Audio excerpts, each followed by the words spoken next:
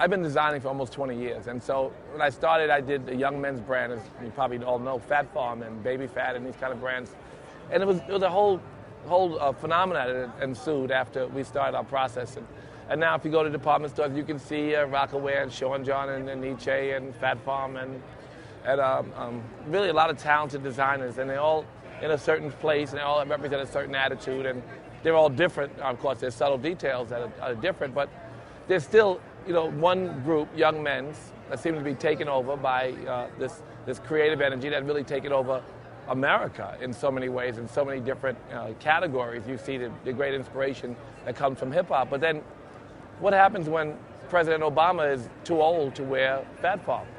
Or Will Smith is too old to wear Fat Farm? Adam Sandler's last movie, he's a comedian, right? But he's still wearing Fat Farm. It's like after 20 years, I've been servicing it for so long.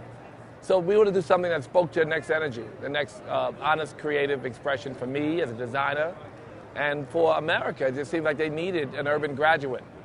Everybody who comes out of these young men's brands don't want to live in Greenwich, Connecticut. There are different aspirations and different subtle details that go along with this next energy.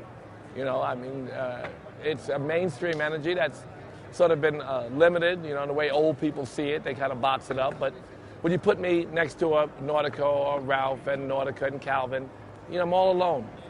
This new energy that has inspired America needs a space. It's a big white space, I think we fill. And you find that you put in the store, we sell.